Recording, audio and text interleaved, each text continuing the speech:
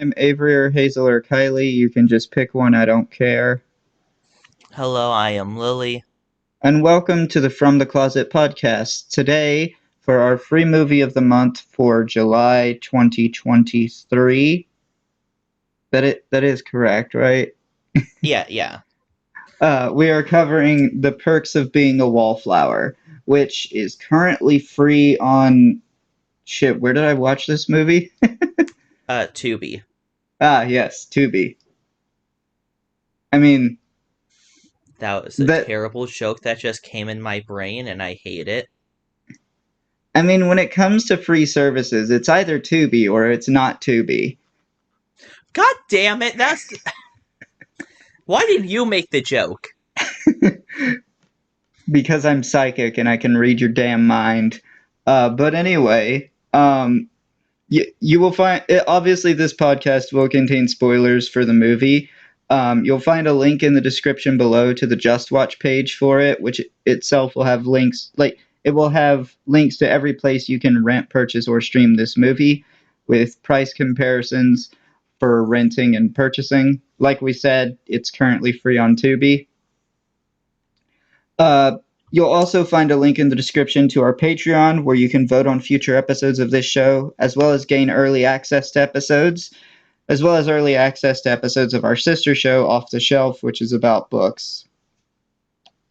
And also in the description, you'll find a link to Anchor.fm, which is now Spotify for podcasters, which itself will have links to every platform that this podcast is on, as well as links to our Instagram and Twitter, where you can be notified when we release new episodes. And that Twitter link will be there until Twitter goes down, which could be any fucking day now.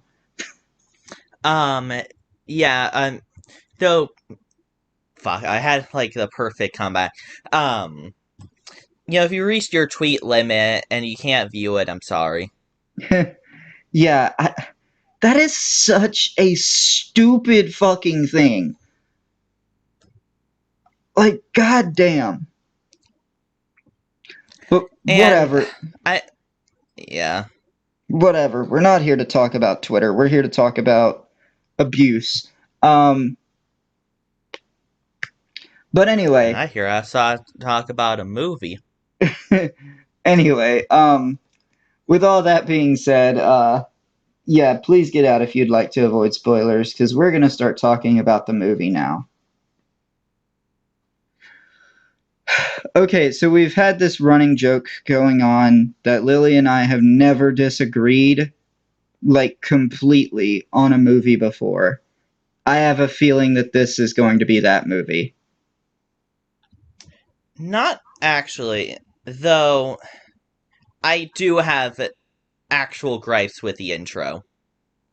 It mellowed out, but holy shit, I just. So, okay, I actually watched, like, a good 30 minutes in the movie, and then we decided to delay, so I just forgot about watching it. I literally went to sleep thinking of every reason why I hate this movie. Okay, then it mellowed out, and it's like, oh, okay, yeah, sure. Yeah, I feel like okay, so my best friend introduced me to this movie. I've still been meaning to read the book, but I just haven't. Um, so there's that. This is kind of a landmark movie for a lot of people because there's not really another movie that's quite like it. There's not really any other movies that explore trauma, that explore abuse, both past abuse and present abuse, um, and like mental illness in teens the way that this movie does. Um, and I think it does handle it with some sensitivity. I will say, it probably could have done without all of the discourse on what's good music and what's not good music, because that was just annoying. Um, I mean, music. Yeah, like, unless it's rap. see, I was gonna make that joke, but then I didn't. But like, I hate rap. All right, I've made it quite known that I do not like rap. But like, if that's the music you like listening to, fine. I just don't agree with you at all. Um, and like, there's other genres of music I'm not too fond of. Modern country to me is a complete garbage fire. Some I was gonna old say country is joke, but you know. some old country is pretty good, but modern country is too much like pop for me. Um, and just stop. I think relating to music, just but going off on this tangent a little bit. I think some people who complain about how music has gotten worse these days, some of them do have a point because with the ability to make music becoming more and more accessible over time, it allows more and more garbage to be put out there. So it also allows people to get into the music sphere for the first time, and I mean, you really just had to take the good with the bad. Yeah, it's like, yes, there is significantly more garbage now than there used to be, but there are a lot of people who have rose tinted glasses and can't recognize that even back in whatever era of music they like, yes, even the 70s, looking at you, you know who you are. Um, Even in the 70s, there was garbage music. All right? You know, I always hear people like, "Oh God, the '70s were so great," but what about the '60s? The 60s had some What, the decent '60s just music. not have? For some reason, my brain wants to go to American Pie, but that was 70s. Um, Okay, I I what? legit While we're can't. on the tangent of music, just just pop songs in general. Yeah, I Why is mean, the genre so undefined? It literally just stands for popular.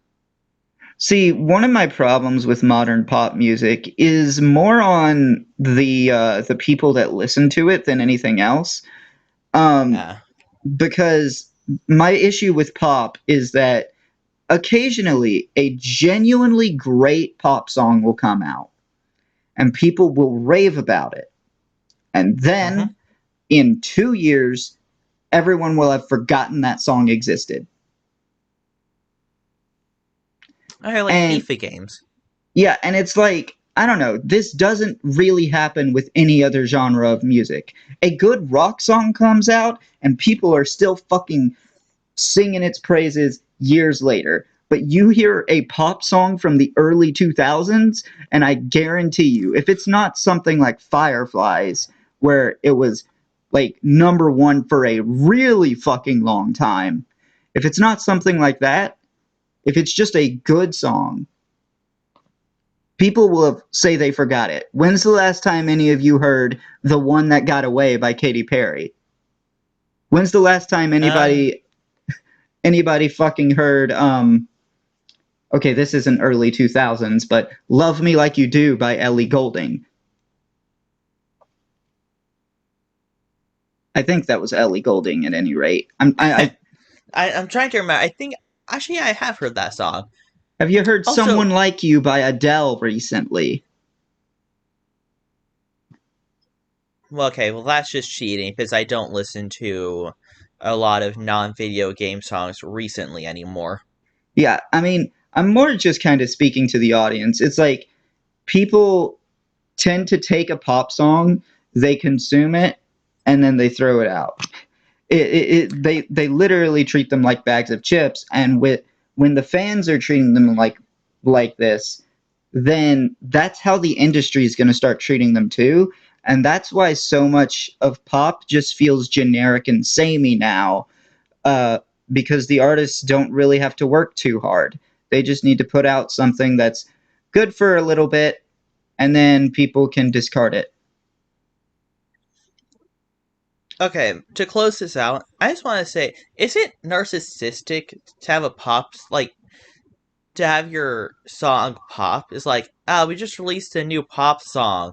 Since the genre stands for popular, you're basically just saying, yeah, we just released a new popular song. Hasn't even come out yet, but we just know it's going to be popular. I don't think so. I think there are a lot of people who like, yes, pop stands for popular, but like you can hear a pop song and even if it's not popular, you know it's pop. So, you know, it's like I mean, fucking hell. Er, Early days of Poppy, nobody fucking listens to her, but like you listen to her early songs and you're like, yeah, that's pop. Um, Nowadays you listen to her and it's fucking new metal, and I'm like, wow, okay, that is a pretty drastic shift between albums. But I yeah, mean, sometimes you just gotta try something new. yeah, but I don't know. It's just I don't like how the movie like felt the need to like have a discourse on what counts as good, like what is good music and what isn't. It's like it felt really pretentious, and to be fair, that kind of is how teenagers act sometimes. I mean, that's what I was gonna say. Like, I feel like that was to make the characters seem more like teenagers. Have them talk about music and Yeah, other stuff. but I think just like I'm not sure how much you were able to realize this, because like I kind of have this image of you like in my head where you're sitting there watching this movie, and the whole time you're thinking, I hate this movie, I just want it to be over, I hate this movie, I just want it to be over. No, it was weird at first. So okay, at first, it just had not literally nothing has gripped me. Though something did grip me, and it was hatred. So okay, what was the first thing that happened? I can't remember. It was getting the main character high, or the sister got slapped. It was one of those two. That was like the first thing that I was thinking about. Like, if the movie keeps going like that, I don't know. Well, see, I think okay, I don't know how to put this. Well, for starters, high or drunk Charlie is just like the way he acts when he's high or drunk is incredibly funny to me. Cuz like he just starts speaking the truth, and I find it hilarious when people say what they're really thinking, but at the same time they are also just funny naturally. So when they say what they're really thinking, it is especially funny. I don't know if that made sense. Only a little bit. Though it was one of the things that like main character came home, sister and her boyfriend were fighting, and just something about that, about how at least in my mind they're gonna be paying like, oh, the boyfriend is the most evil person in the world. And I'm just gonna say, like, because I meant to go back and see if it, like, how that escalated, because I actually started forgetting. But I'm pretty sure she was like dead ass yelling how he was a pussy. And I'm like, you're both in the wrong. One of them is more in the wrong than the other, and it's the boyfriend, but Jesus. Yeah, I mean, that part of the whole story of this movie is like we have our main character Charlie, who he was let's just say abused a certain type of way in his past by his aunt, and then his aunt was gonna go do something for him. I can't remember what it was. She went in a car, and I know she was leaving to go somewhere for him, and I don't remember why, but regardless, she died in a car crash. So, like, he's living with both, like, he's living with the guilt over, like, the idea that he killed his aunt, but he's also, like, living with the trauma of what she did to him and not being able to reconcile, um, like, his previous image of her being a good person versus she has done this horrible, fucked up thing. And at the same time, he's like this is causing like massive like mental health issues for him, and he's very clearly depressed. That's what we're seeing at the beginning of the movie. He's depressed, and he's just kind of going through life, just existing. Um, and then he meets this group of friends who each of them has like had their own hardships in life, and I kind of like that they don't really focus on these characters' growths per se. um it's just more about how they influence his growth, which is like it's his story, that's all it needs. But Yeah. like um they show that our main character Charlie is a very empathetic person. He sees other people in pain, and he like it seeing other people in pain causes him pain. And I feel like showing the scene of the sister being abused by her boyfriend is part of building Charlie's characterization, if that makes sense. Well, I didn't think you'd be able to wrap that back around. I mean, that was kind of why I I thought, I went. thought, I honestly thought you were just on a completely different point. No, I was like trying to articulate why I But think that the makes movie sense. showed Yeah. that. Yeah, I think they were trying to build his characterization, and I do believe it does like it does tie back into stuff later, because you have Charlie's sister who's in an abusive relationship, and you have uh, this character Sam who's also in a not so great relationship, and um, we later have Charlie talking uh, to fuck, I can't remember his name. I'm just gonna say Paul Rudd because that's who's playing him. Um, we later have the character Charlie talking to Paul Rudd about um about both Sam and his sister, saying, "Why do nice people choose the wrong people to date?"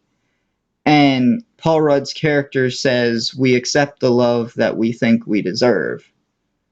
And I Right. believe I'll let you finish your point, but then you just reminded me of something.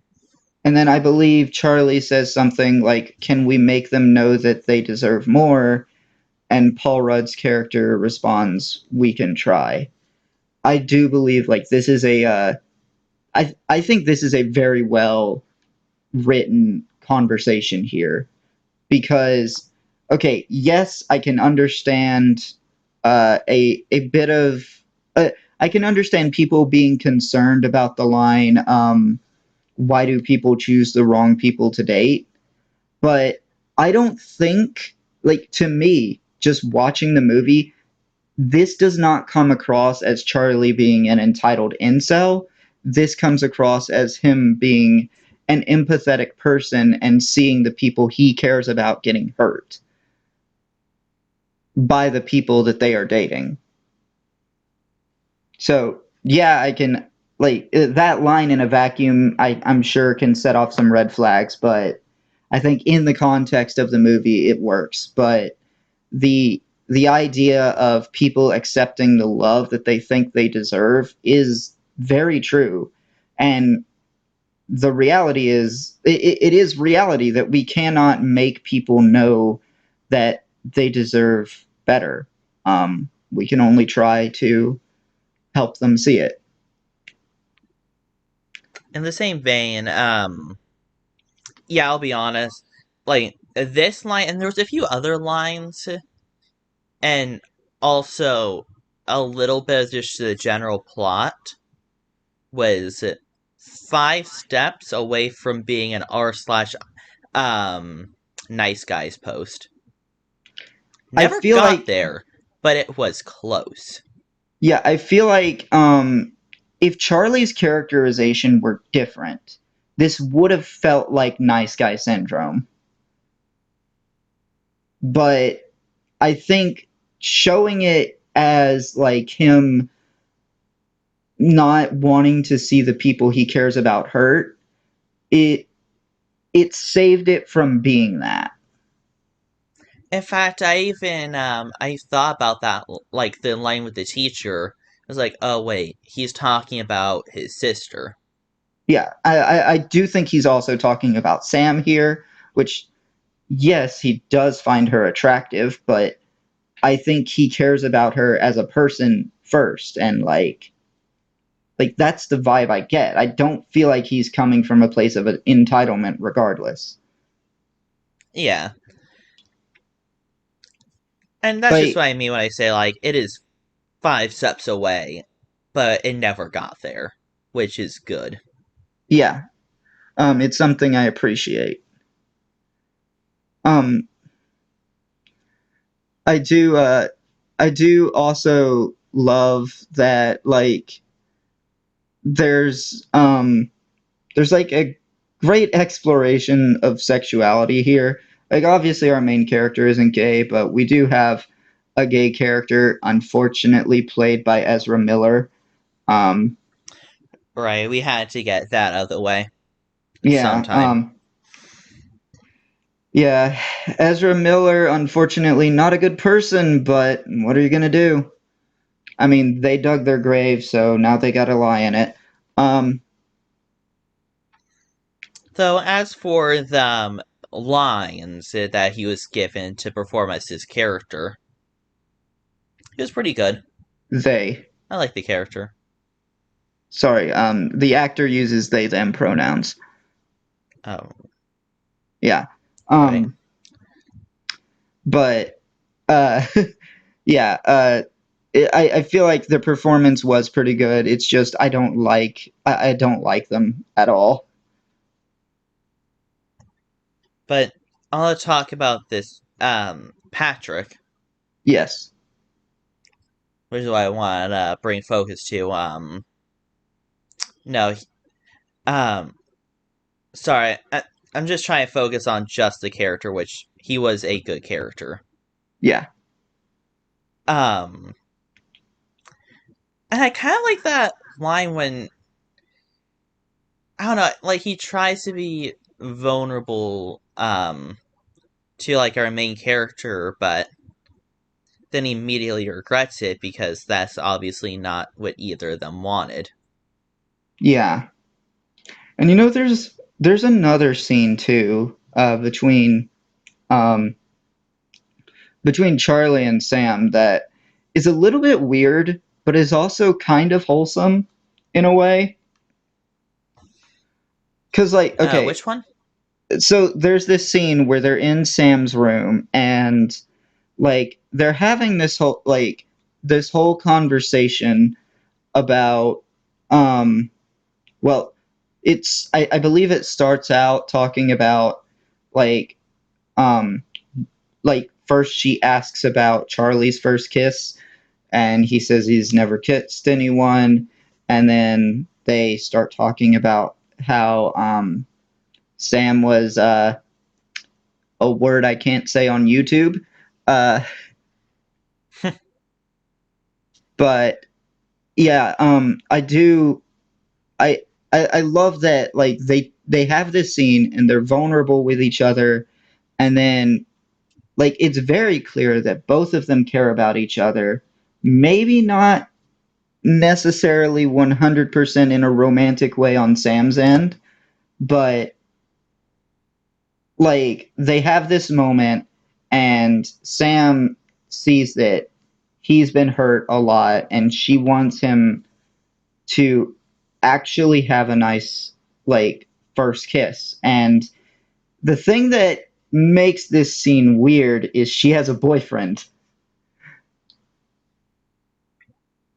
So it is a little weird, but it is also strangely wholesome in a way. Yeah. I mean, in a way, it was only like kinda romantic, but not really romantic. Yeah. Um It and just happened and that was it. Or at yeah, least until the rest of the movie happened. and see, you know, the you just saying kind of romantic but not really romantic, it made me think about our conversation like when we were discussing whether or not to cover this movie because like I don't see this movie as a romance movie.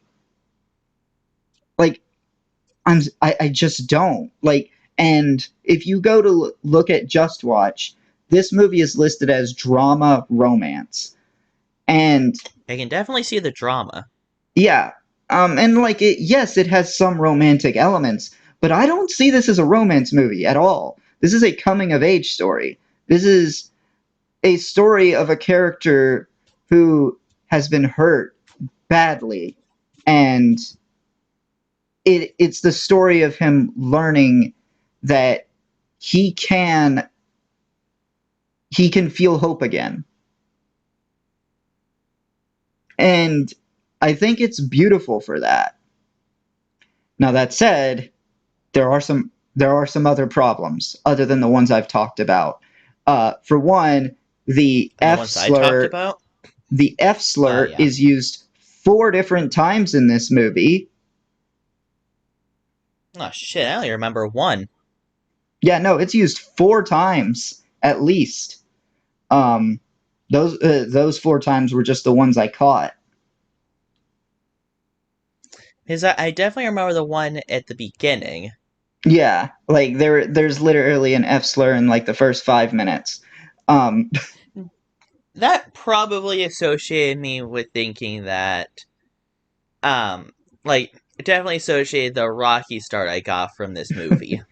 yeah, and to be fair, on my end, I had seen this movie once, and I was in high school. So this is my first time watching it as an adult. I do think it holds up, but it does have problems. The book is probably better than the movie, as is most cases when it comes to book to movie adaptations. You know, I almost forgot, does this movie have, like, one of those, lost in adaptation? I'm not sure that it does. I'll have to look into that later. Yeah, it does have a cinema therapy video though, I'll which be like honest, like, I was very. So, like, the first time we see that car crash, every neuron in my body is like, wait, go back. I'm sorry, what? Go back. yeah. Oh, Are and we going to explain that? I mean, I'm pretty sure like that's meant to be like his aunt who died before all of this. Yeah, but like, it just comes out of nowhere, and I'm just left thinking like, I'm sorry, was that who I thought it was, or I mean, it wasn't. Bleh. Still, I forgot to mention another reason our main character is like depressed and everything is like back in middle school he had a friend who shot himself. So like so who? I asked you this before, and I feel like I already know the answer to this, but I just want to ask, like, who is he writing to? I don't really know for certain, but I get the sense that he's writing to his um friend who shot himself. Yeah, that's I just thought about that. It's like, especially when you said like old friend, and I remember he said old friend a lot. Yeah. I'm pretty sure every letter started with dear friend or old friend or something like that.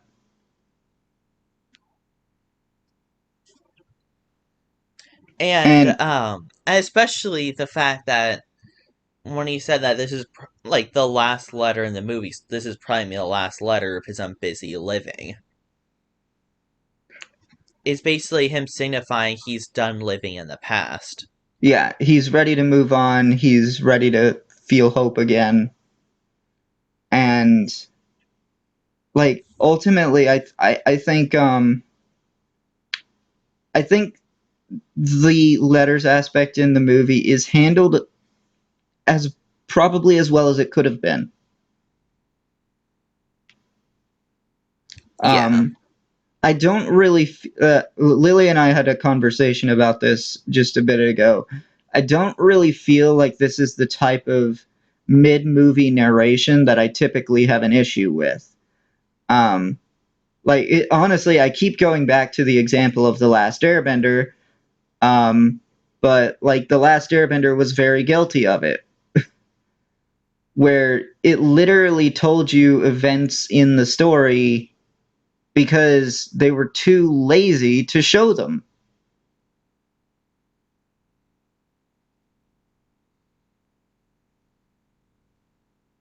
Yeah. Here, like Um, here, there's actually a purpose to it. and I actually only brought up with Avery because Avery has talked about it a lot. Yeah, That's the one thing that she will constantly judge on a movie. that and slurs. And the Wilhelm scream for some reason. Yeah, I just hate hearing it over and over again. Which is funny because I remember in like one of our previous recordings, there was literally a not Wilhelm scream, but a lead pipe falling effect. Yeah, but anyway, I don't know. Like, I personally like this movie can be hard to watch for some people. I've seen some people call this movie nothing but trauma porn, and I feel like that's massively reducing what this movie is. I'm sorry. What the fuck just came out of your mouth? That I have Yeah, never heard that phrase before. yeah, like that's an actual phrase people use. Um, but yeah, I don't know. I okay. I feel like if you're not ready for a movie with heavy topics, I feel like you're gonna walk out of this movie not really liking it. And I feel like that's what happened with a lot of people. Honestly, I think I was a little bit more pleasantly surprised about how like when I realized this was more about heavy topics. Yeah. Because then I realized that this movie is a lot more than I would originally give it credit for. Yeah, exactly. Like I thought it was just gonna be like, honestly, three steps from Nice Guys rather than five. yeah. Like I had said, like when I was trying to convince you to watch this movie, there were things about it that I genuinely thought you like. There were enough things to this movie that I genuinely thought you would enjoy it. And honestly, what I said about and I've been worrying about my like how I was gonna rate this, but at least I know what a phrase is. What I'm. I don't think it's bad. In fact, I think it's gonna be. I think it's quite good, but nothing more than that. You I know what I think mean? it's yeah. I get where you're coming from. I think it's great because of the fact that we don't really get a lot of movies that handle mental health in teens that well.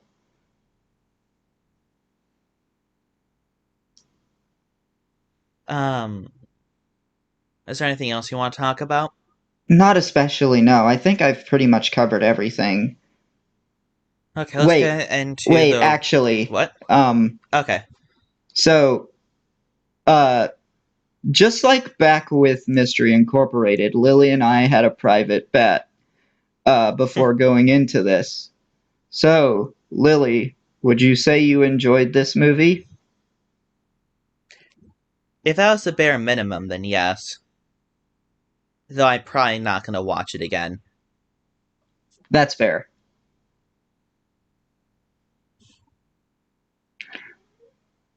All right, so I Um, guess it's critic ratings time. um, interesting ratings this time. IMDb, I I keep going that way too fast. IMDb gives it a 7.9 out of 10.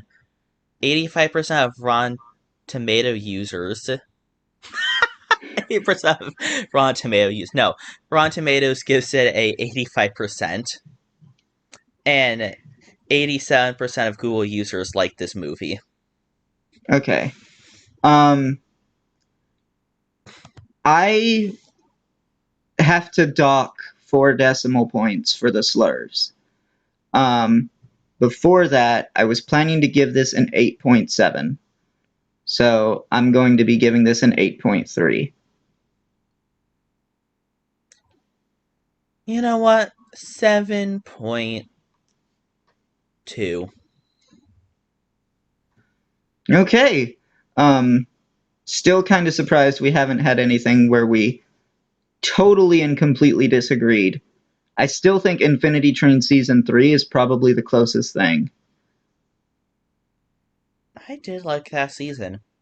But, good thing we got this before rain started happening.